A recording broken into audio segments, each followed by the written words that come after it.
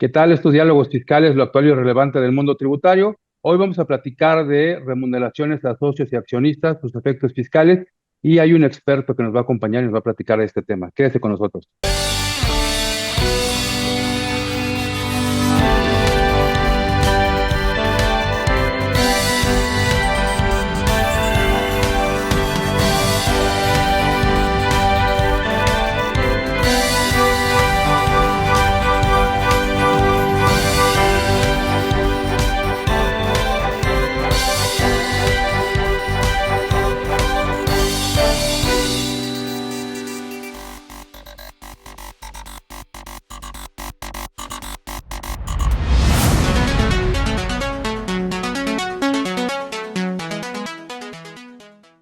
Bien, pues como platicamos en la introducción de este programa, hoy vamos a platicar de cómo se puede remunerar a los socios y accionistas de distintas personas morales.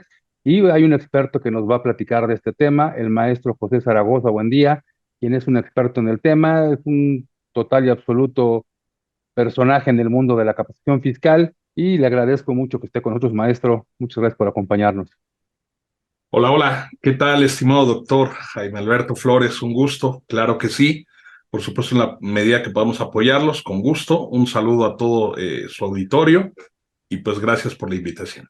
No, gracias porque, bueno, finalmente estamos en una época económica compleja, en una época en donde, pues a veces no se logran los resultados que se pretende, pero finalmente, bueno, en algunas ocasiones y sobre todo a partir de que nos hemos estado viniendo recuperando de la pandemia, pues las empresas empiezan a tener utilidades y finalmente, pues las empresas tienen ese objetivo, generar ganancia y que esa ganancia de cierta forma beneficie a sus socios y accionistas. Pero a veces nos encontramos con que las formas y los medios para que los socios accesen a los recursos, para que se hagan de esas utilidades, no siempre son las más convenientes, a veces tienen altos costos fiscales. Y precisamente me gustaría que nos platicara de eso, que es parte de su experiencia, primero académica o primero me imagino que profesional y después académica, porque primero se aprende a hacer y después se aprende a enseñar también, ¿no? Entonces, ¿cómo puede un socio tener recursos? ¿Cómo se puede remunerar a un socio dentro de una empresa sin incurrir en prácticas indebidas? Claro que sí, estimado doctor Jaime Alberto. Pues sí, un gusto, primeramente en la academia, ¿no? Cuando éramos estudiantes, posteriormente en la Claro, práctica profesional. Y por supuesto, pues la idea es venir a hablar de lo que topamos un poquito allá afuera, ¿no? En el ruedo, que muchas veces es el reclamo, ¿no? Que hay a nivel institucional o académico, que pues lo que se ve en la academia poco o nada o dista totalmente de lo que se ve en la práctica profesional. Y pues a veces es centrarnos ahí, precisamente como usted lo comenta, en esos errores, en esas malas prácticas que se vayan a realizar. Ahorita, rescatando algunos puntos de común acuerdo, pues vamos a voltear a ver que los socios, los accionistas de una persona moral, vamos a pensar en este momento una sociedad mercantil, pues finalmente son los que hasta el final se remuneran en este rol que cumplen de ser un socio, un accionista, un inversor, finalmente entendiendo que la persona moral es un vehículo para, en ese caso, pues a partir de que yo hago aportaciones, a partir de que yo invierto, pues al tiempo, un mediano, un largo plazo, si lo queremos ver de esta manera, pues lo que nosotros esperamos o buscamos como socios o accionistas es en un primer momento recuperar la inversión y en un segundo momento pues empezar a generar un superávit, ¿no? Empezar a obtener utilidades, empezar a obtener rendimientos, por llamarlo de algún modo, de esta inversión. Pues usualmente encontramos malas prácticas y en este momento, atendiendo a la pregunta que nos hace, estimado doctor, pues quisiera citar una figura que en el contexto de negocios donde hoy operamos en materia fiscal, hay que decirlo, pues pocos voltean a ver, y es esta figura de la razón de negocios, recién claro. incorporada dentro de lo que es el Código Fiscal de la Federación, y que en este caso, pues siempre la pregunta que hacemos cuando atendemos alguna consulta, alguna consultoría, cuando vamos a hacer algún diagnóstico para llevar los asuntos, la situación fiscal de un contribuyente, de una empresa persona moral, y quisiera abrir con esto, ¿cuándo fue la última vez que se distribuyeron utilidades a los socios o que se decretaron dividendos a los accionistas? Y entra un silencio. Así, mira, buena pregunta, ¿no? y volteamos a ver y son empresas que pues a lo mejor están en su etapa inicial, están invirtiendo, están recuperando esa inversión, pero también nos topamos empresas que llevan 10, 15, 20, 25 años operando y pues que al día de hoy pues nunca han distribuido utilidades como tal, pues nunca han decretado dividendos. Entonces, pues aquí viene la problemática, porque la idea es, bueno, si el doctor Jaime Alberto, si en este caso un servidor, tenemos como vehículo de inversión una persona moral, ¿cuál es la idea de tener operando la persona moral? Aunque quisiera hacer Claro. hincapié que la problemática no es esa, ¿no? La problemática de fondo es que si se le están haciendo llegar de otras formas esta remuneración al socio o accionista, ahí es donde entra un poquito, pues, esta situación donde se nos pudiera cuestionar la razón de negocios. Bueno, a ver, ¿por qué le estás pagando regalías? Bueno, a ver, ¿por qué le estás pagando arrendamientos? Bueno, a ver, explícame por qué lo estás asimilando, ¿no? No es tanto que atendiendo la lógica de negocios, pues sí hay que generar una utilidad, un rendimiento, pero no es tanto que se cuestione eso, es lo que se va a cuestionar es cómo actualmente estás remunerando al socio o accionista. Entonces, pues el vehículo natural serían los dividendos, estimado maestro. Básicamente, la distribución de utilidades, una figura simil, atendiendo y entendiendo también el tipo de persona moral que esté configurada. Esa sería la lógica de los negocios. Ordinariamente, ¿no? Ordinariamente esperaríamos que quien invierte en una persona moral reciba parte de las utilidades en la figura de los dividendos. Y quizás atendiendo un poco a la realidad de la empresa mexicana, quizá ubicamos un 90, 95, 98% de las empresas mexicanas en la micro y mediana industria. De repente la participación del socio, sí es como socio, sí es el que aportó, pero también es el que trabaja de sol a sol, a veces más que los demás, pero también es el que aporta un espacio físico, no a la empresa, sino para que la empresa esté generando ahí sus actividades. A veces puso dinero más allá de la inversión como capital, a veces lleva a cabo funciones que de cierta forma, y si fuera un ente externo, podría calificarse como un servicio independiente. Entonces, sí, efectivamente, los dividendos son lo que ordinariamente tendría que recibir un socio o accionista, pero en una realidad acorde a lo que corresponde a México, pues el socio, además de ser socio, tiene distintas relaciones o vínculos con la persona moral. Entonces, me gustaría sí que nos fuéramos a la parte de los dividendos, pero que platicando precisamente desde esa perspectiva de la razón de negocios, nos explicara cómo ve el fisco, cómo vería un consultor y cómo vería el empresario. Y le comentaba, maestro, en esta realidad que vivimos, en donde el socio, además de serlo, no podría desdoblar su personalidad, pero finalmente y en la práctica lo hace, participa con la empresa en distintas formas. ¿Cuántas de estas son correctas como medios para remunerar? ¿Qué tanto tiene que ser puramente el dividendo? Porque finalmente el que trabaja pues tendría que recibir un salario.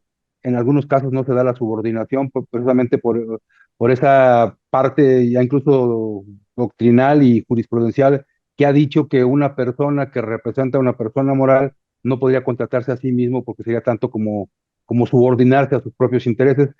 La parte de los arrendamientos, la parte de los intereses, ¿qué tanto es correcto, qué tanto es imprudente tratar de que el socio tenga acceso a estos recursos por esas vías? Claro que sí. Pues mira, siempre he sido pues alguien que piensa que en materia fiscal no todo está dicho y por supuesto que en materia fiscal no todo está perdido. Sobre todo si entendemos que son socios, son accionistas que están empezando esta dinámica de operación, de constituir finalmente la empresa, de empezar a operarla, empezar a llevarla, consolidarla, pues entenderíamos que finalmente, y entendiendo que quizá de inicio son autoempleados, porque efectivamente, como usted bien lo señala, doctor, pues hacen labor y a veces la mayor labor dentro de la empresa, son los que más tiempo, los que más recursos le destinan pues a esta labor dentro de.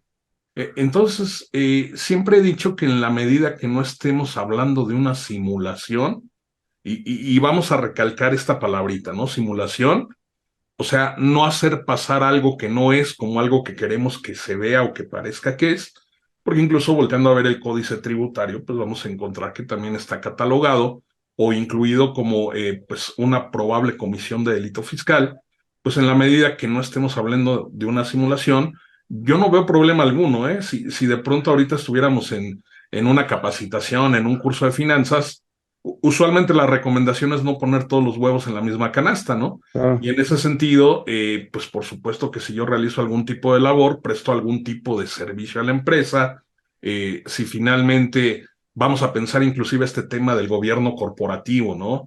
Si de pronto yo realizo una función y se me remunera por ser pues miembro del consejo, un consejo de vigilancia, algún comité, al interior y dentro de la administración de la empresa, pues por supuesto que es válido, se prevé, no solamente en las leyes de carácter empresarial o mercantiles, sino también le da un tratamiento específico la ley del impuesto sobre la renta y totalmente válido, ¿no? Lo que obviamente hay que cuidar son las proporciones y las formas.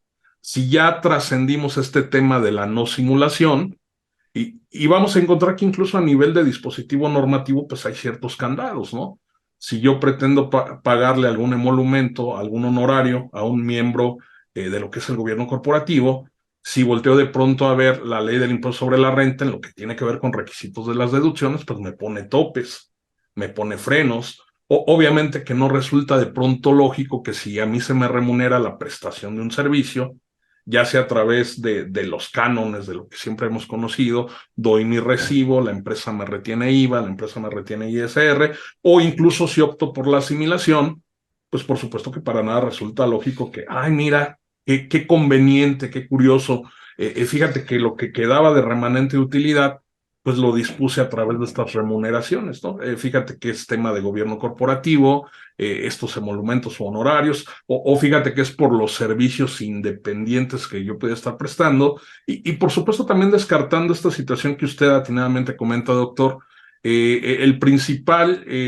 requisito para incorporar a alguien al régimen obligatorio de la ley del Seguro Social, pues es que se detone la subordinación, que volteando a ver este tema de administración de empresas, si hablamos de pronto de un administrador único, de un presidente del consejo de administración, pensemos en una SA, o incluso esta figura del gerente al interior de una sociedad de responsabilidad limitada, pues por supuesto que no puede y no se detona ese doble rol, ¿no? Donde yo puedo decir soy patrón, pero a la vez soy trabajador, o soy lo uno o soy lo otro, y no puedo ser ambos porque invariablemente pues no se detona esta figura de subordinación.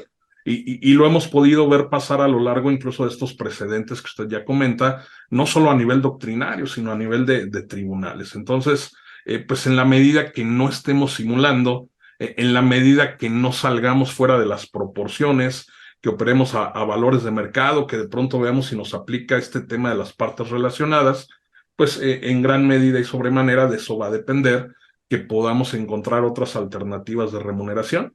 Porque bien lo comentó, el patrón, en este caso el empresario, el dueño del negocio, el socio o accionista, pues usualmente le mete, le dedica el tiempo, pero también de pronto hay el capitalista, ¿no? El que únicamente, ah, pues tal vez de pronto aportó y como tal, pues pudiéramos hablar de un socio o accionista aviador, por ponerle algún sí, mote, claro. algún adjetivo, y que realmente no está desempeñando ninguna función o ninguna labor dentro de la empresa. Sí, claro, habría que buscar las formas y particularmente atender a eso, ¿no? En principio no ubicarnos en esquemas de simulación, darle una apariencia de realidad a algo que no la tiene, y después corresponder a valores de mercado y después atender a una realidad.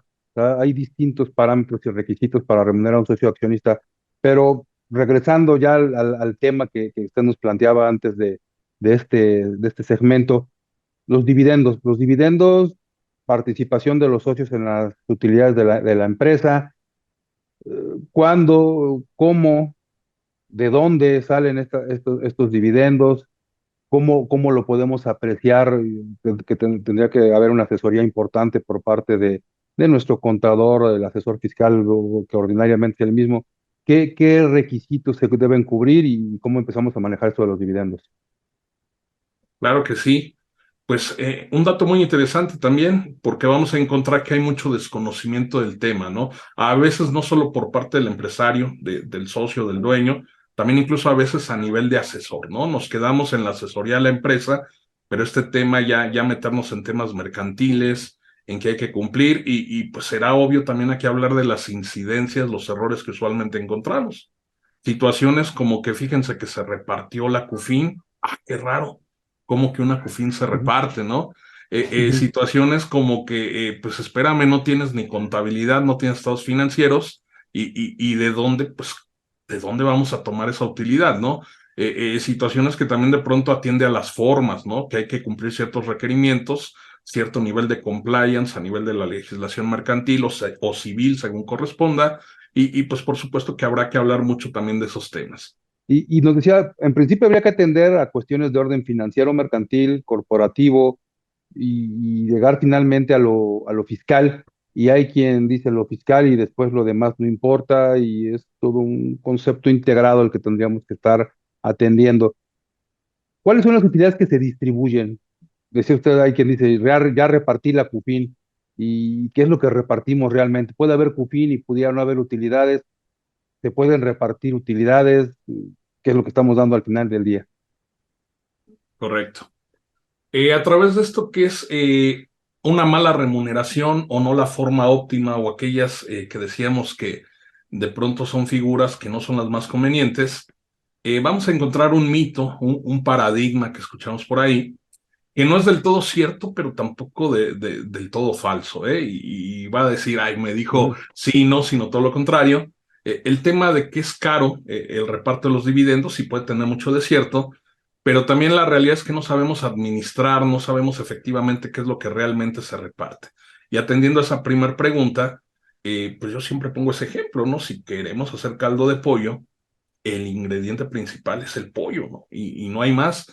Para que una empresa, para que una sociedad mercantil o cualquier otro tipo de figura, pensemos incluso en aquellas de índole civil, quieran y puedan distribuir utilidades, en este caso volteando a ver el tema, retomando el tema mercantil, decretar un dividendo, un pago de utilidades, pues lo primero que tendrán que tener son utilidades y en ese sentido, pues tendremos que voltear a ver las formalidades que se prevén, porque recordemos que al interior de las empresas, pues siempre hay un comité, hay un consejo directivo, hay temas de transparencia, temas de vigilancia, ¿no? Tenemos la figura dentro de lo que es la sociedad anónima del comisario, tenemos la figura dentro de lo que es la sociedad de responsabilidad limitada, de un comité o un consejo de vigilancia. Y en ese sentido, pues la Asamblea General de Socios, la Asamblea General de Accionistas, pues tendrá que dar el visto bueno de esos números, deben formar parte de lo que es la orden del día.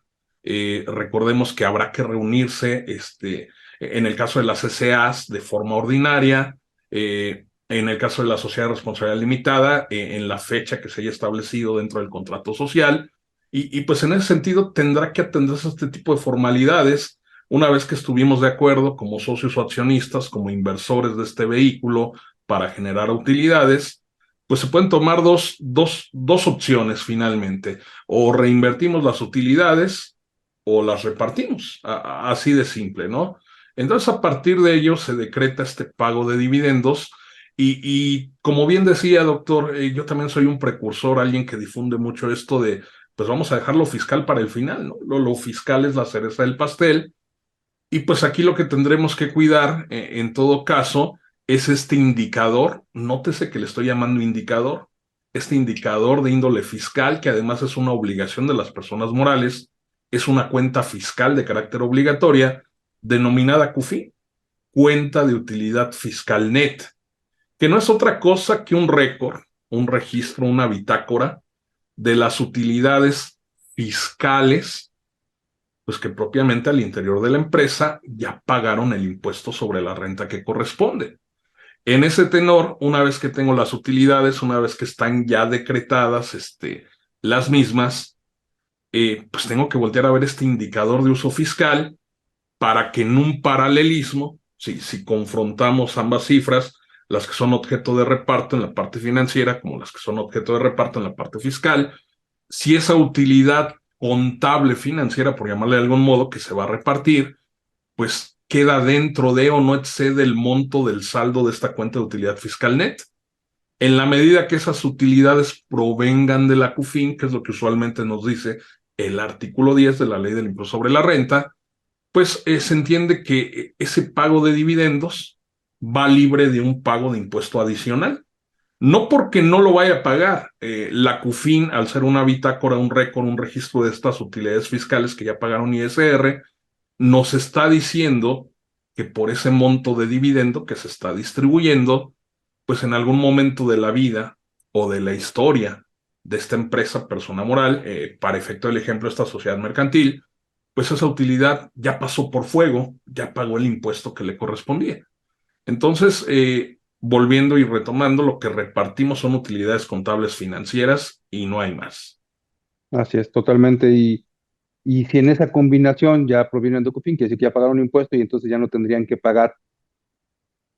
El socio o accionista tiene un costo fiscal en esta distribución porque hay quien piensa que el famoso 30% es una retención y no es una retención, pero sí hay una retención por otro lado a partir de 2014. Entonces, ¿qué costo fiscal tiene para el socio accionista que recibe dividendos? Él pensaría y quisiera que el dividendo fuera libre, que fuera neto, pero además de lo que ya pagó la persona moral y de lo que tuviera que pagar, hay un costo fiscal para el accionista.